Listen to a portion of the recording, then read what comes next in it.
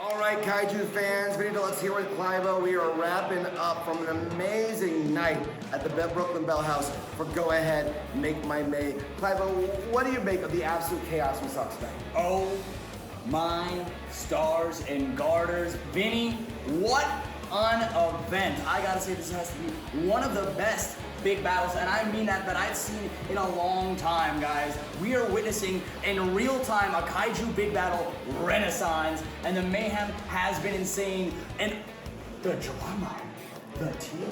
It's been absolutely nuts. I gotta say, you are not alone in feeling that. Based on the reactions of the fans here in attendance, it's been absolute pandemonium, absolute kaiju chaos as we kick things off. It was an amazing, amazing night where we knew a lot of stuff going in. Already, going off the bat, we knew that we were getting a bit of an answer for whatever's been going on with Dr. Cube and the Minions, with the Minions on strike just outside on the picket line, climbing scabs for all the other kaiju monsters that were fighting on behalf of Cube. Of course, we also had Unicorn Party, who had a major announcement. We were not sure which direction this was going, and in our main event, none other than Los Platinos, the Double Danger Tandem title holders, taking on the Satanic Six, Azimuth and May May. Yeah, what a big battle, a lot going on, a lot of stories unraveling right in front of our eyes and crushing the buildings beneath them, Vinny. We saw Dr. Cube's secrets spilled out for everyone to see. Absolute madness. And it all started when Tukor came to the arena to blame us for even just mentioning what was going on with Dr. Cube with a mysterious note tied around his ankle. You catch that, right? Yeah, I did catch that, like a carrier bird carrying a message. And once we've obtained it, it was only half of the message. It had to be decoded. Eventually, later in the big battle, we would find out what the message was when Kung Fu Chicken Noodle Soup assembled both the encryption and the code together. We were able to decrypt the message to be told. Yeah, absolutely. It was insane. Unsavory. It was wild. It was really kind of warms up after you read it for maybe 2 or 3 times. A very well written Gilmore Girls fan fiction.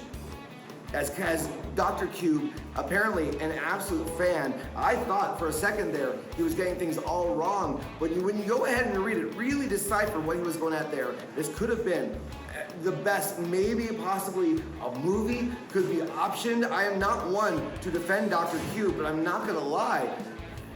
The man's got a poet's heart. Could have been huge for Gilmore Girls. It's been huge. The renaissance for Gilmore Girls, just like the renaissance for Kaiju Big Battel, is absolutely coming. Of course, that all came on the heels of Tukor versus American Beetle, when American Beetle defeated Tukor, grabbed 1/2 of that paper there.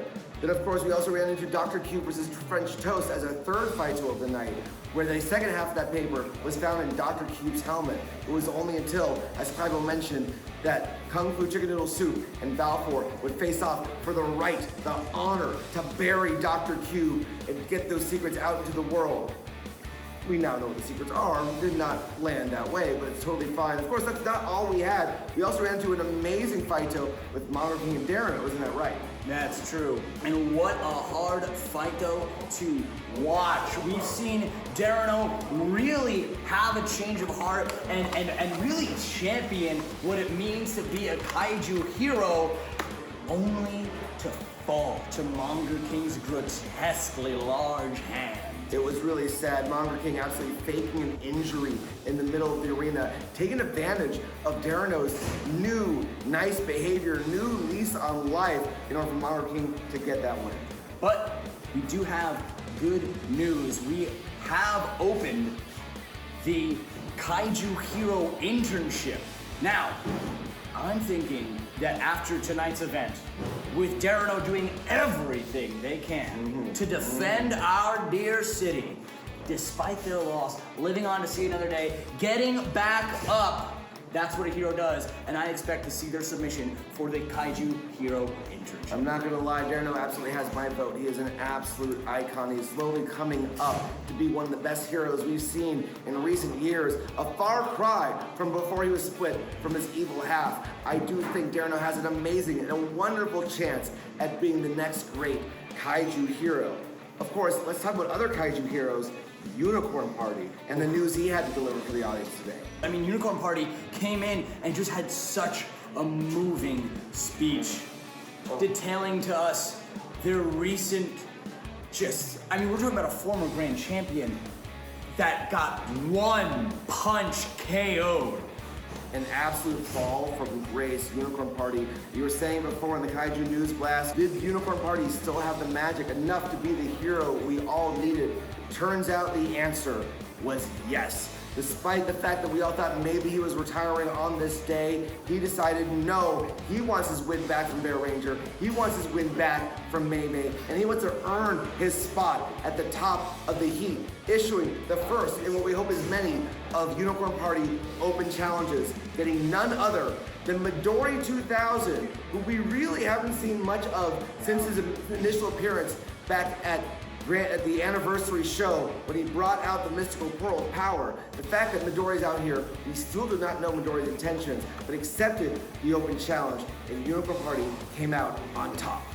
Yeah, that's right. And taking that opening the challenge to any big bad kaiju to try and hurt Unicorn Party's pride again, and they are looking for any takers to that challenge, and I'm hoping to see them climb and take on those challenges and hopefully get to a rematch against Mei Mei to get their pride back. I mean, I'll be honest, I'm curious to see who else is going to pop up. I did not expect Midori 2000. Who knows what other kaiju from kaiju's past, present, and possibly future, as we blend space and time itself, will find their way through.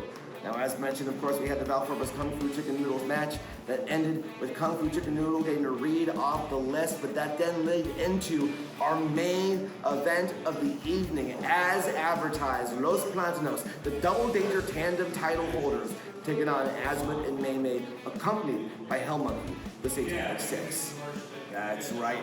3 of the Satanic Six, not even a Double Danger Tandem event when you have 3 against 2. It's almost unfair, absolutely.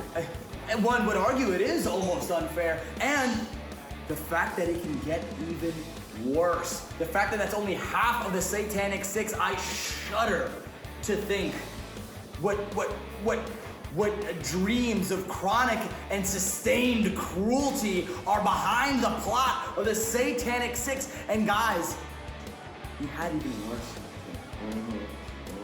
We watched Paco, we watched Pedro really put up every fight, smiling in the face of Hell's ambassadors themselves. And what I tell you, they put up such a good fight, and at the end, it wasn't enough. It is sad to see it, but of course we have now named new Double Danger Tandem champions. It is Azimuth and Mei Mei, Satanic Six. Satanic Six now holding all the gold, all the major titles in Kaiju Big Battel. Big ups for Los Plantanos for doing what they could, for fighting as hard as they did, but it wasn't enough. And we have new champions on this day.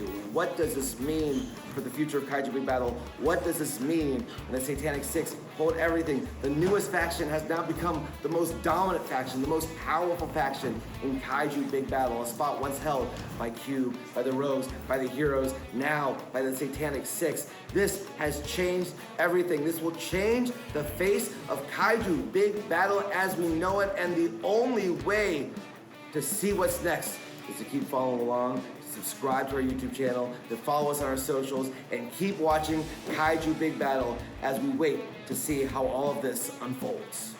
That's right. And I beg you, I urge you at home to remember that monsters are real and danger can happen. Kaiju.